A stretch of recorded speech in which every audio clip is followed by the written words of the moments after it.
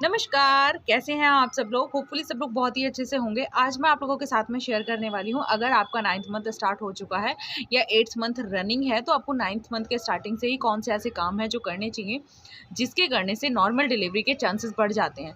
देखिए, मैं 100% नहीं बोलूँगी, ना मैं फेक वीडियोज़ बनाती हूँ इस तरीके की कि आप ये कर लो तो ये हो जाएगा। नहीं, सारी चीज़ें आपके कर्म के ऊपर निर्भर करती हैं कि जैसा आप काम करोगे वैसा ही आपको रिज़ल्ट मिलता है। तो 100% तो देखिए कुछ भी नहीं होता है प्रेगनेंसी में। 100% नहीं होता है कि आप पहले से ये कर लीजिए तो ऐसा हो जाएगा, ऐसा हो जाएगा। जी नहीं, बट हाँ, चांसेस बढ़ सकते हैं आपके, और सी सेक्शन का रिस्क थोड़ा सा कम हो सकता है।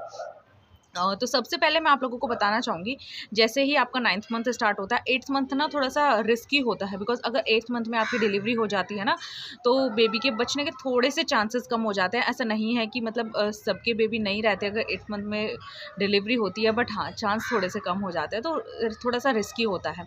इसीलिए मैं आपको बोलूँगी कि जब आपका 9th मंथ स्टार्ट हो, तभी से आपको ये सारी चीज़ें अपने डेली रूटीन में इंक्लूड करनी है। तो आपको अगर मेरी वीडियोज़ अच्छी लगती हैं, यूज़फुल लगती हैं, तो प्लीज़ लाइक, शेयर, सब्सक्राइब ज़रूर कीजिएगा। अगर आपको लगती है कि मेरी वीडियो किसी के लिए हेल्पफुल हो सकती है, तो प्लीज़ शेयर ज़रूर कीजिएगा। सबसे पहले तो अगर आपको लो लाइंग प्लेसेंटा की प्रॉब्लम है या आपका प्लेसेंटा प्रीविया है, तो आपको ये सारी चीज़ें अवॉइड करनी है, और आप अपने जो भी काम कर रहे हैं या कोई भी डाइट इंक्लूड कर रहे हैं, डाइट में कुछ भी चीज़ें इंक्लूड कर रहे हैं, एक्सरसाइज अगर आप थोड़ी सी हैवी करना चाहते हो, तो सबसे पहले अपने डॉक्टर से कंसल्ट करें, उसके बाद ही आप मेरी चीज़ों पर गौर करें।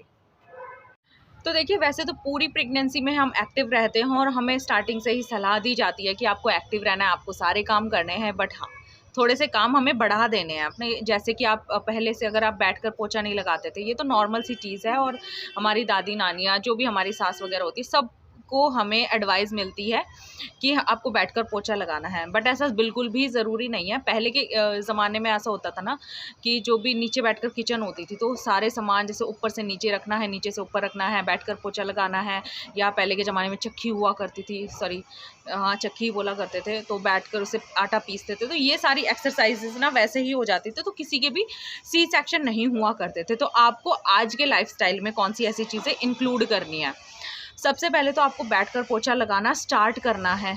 थोड़ा-सा मुश्किल होता है, थोड़ा-सा नहीं, एक्चुअली बहुत सारा मुश्किल होता है, क्योंकि जो हमारे पेट की शेप होती है, पेट का आकार होता है, वो बहुत ज़्यादा बढ़ चुका होता है 9th मंथ में, और किसी भी टाइम डिलीवरी हो जाती है, तो थोड़ा-सा मन में भय भी रहता है कि अगर नीचे बैठकर पोछा लगाएँगे तो हमारे बेबी के ऊपर क्या असर पड़ेगा। तो आप निश्चिंत रहिए, आपके बेबी के ऊपर कोई भी गलत इफ़ेक्ट नहीं पड़ेगा। आपकी पेल्विक बोन्स, पेल्विक मसल्स नीचे से लूज़ हों, इसीलिए आपको ये सारे काम करने के लिए सलाह दी जाती है। दूसरा आप कर सकते हो, अगर आपने पूरी प्रेगनेंसी में सीढ़ियाँ नहीं चढ़ी है, और चढ़ी है तो बड़ी, जैसे फर्स्ट ट्राइमेस्टर में नहीं चढ़ी है, सेकंड में आप चढ़ते थे, तो आपको बस वही है, आपको थोड़े से सीढ़ियाँ चढ़नी है रेगुलरली। ऐसा नहीं है कि बहुत चढ़नी है, अपनी कैपेसिटी के अकॉर्डिंग आपको ये सारे काम करने हैं।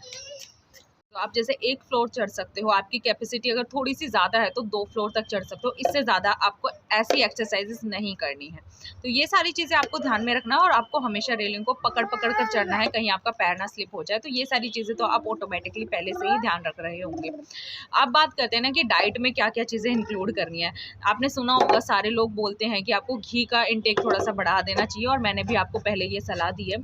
तो आपको क्या करना है, डेली 1 चम्मच, 1 स्पून घी अलग से लेना है। रोटी के अलावा मैं आपको बोल रही हूँ, जैसे आप कोई भी सब्ज़ी का इंटेक करते हो, आप उसमें मिलाकर खा सकते हो। अगर आप डायरेक्टली खा सकते हो, तो डायरेक्टली तो देखिए घी वैसे तो कोई भी नहीं खाता है, बट हाँ, अगर आपको अच्छा लगता है तो आप खा सकते हो। डेली 1 से 2 चम्मच आप घी नॉर्मली खा सकते हो इस टाइम पर। और अगर आप वैसे नहीं खा सकते हो, तो आप 1 चम्मच डेली इवनिंग के टाइम पे या नाइट में जब आप मिल्क लेते हो, उस टाइम पर गरम घी करके उसमें हल्का-सा मिला लीजिए दूध में, और उसे आपको पीना है। आपको उसे अच्छे से फेंटना पड़ेगा, नहीं तो वो ऊपर ही ऊपर मतलब तैरता रहेगा। घी उसमें अच्छे से मिल जाना चाहिए, उसके बाद ही आप इनटेक कर सकते हो।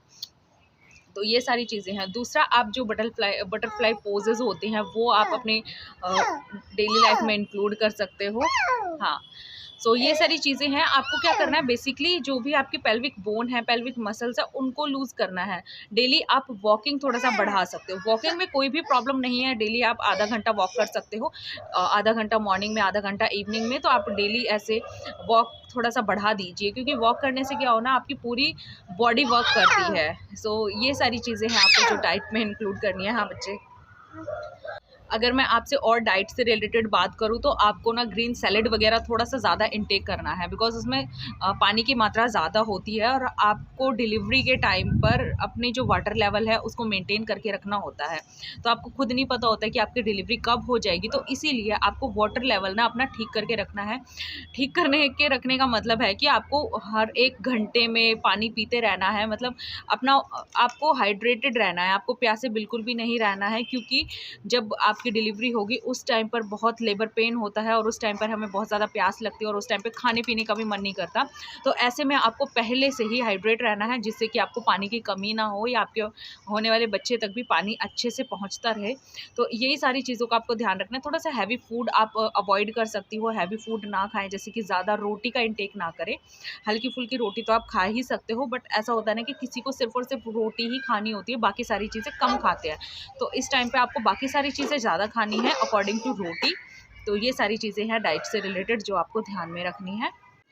अगर आप वेस्टर्न टॉयलेट का यूज़ कर रही हैं 9th मंथ में भी, तो आपको अब स्विच कर लेना चाहिए, आपको इंडियन टॉयलेट की तरफ जाना चाहिए। बिकॉज़ इंडियन टॉयलेट यूज़ करने से क्या होता है ना कि आपकी जो मसल्स होती हैं वो स्ट्रेच होती हैं और इस टाइम पर आपको मसल स्ट्रेच की बहुत ज़्यादा ज़रूरत होती है, क्योंकि जब डिलीवरी टाइम होता है ना, नॉर्मल डिलीवरी में काफ़ी पेन होता है और इस टाइम पर अगर आपकी मसल्स लूज़ नहीं होंगी, स्ट्रेचेबल नहीं होंगी, तो आपको थोड़ी ज़्यादा तकलीफ़ होगी।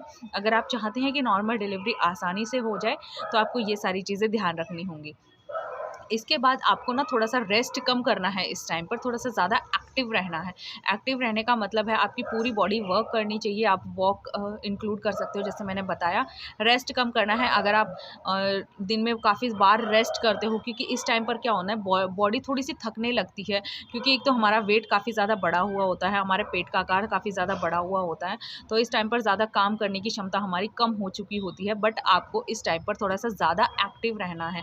तो ये सारी चीज़ें हैं जो आपको फॉलो करनी है, अपनी डेली डाइट में इंक्लूड करनी है, डेली रूटीन में फॉलो करनी है। सो आई होप आप लोगों को आज की वीडियो यूज़फुल लगी होगी। यूज़फुल लगी है तो प्लीज़ लाइक शेयर सब्सक्राइब ज़रूर कीजिएगा। मिलती हूँ इसी तरीके की यूज़फुल सी वीडियो के साथ में, तब तक के लिए take care and please channel को सब्सक्राइब कर लीजिए और नोटिफिकेशन बेल को हिट कर लीजिएगा। कोई भी क्वेश्चन हो कमेंट सेक्शन में ज़रूर बताइएगा। Thank you.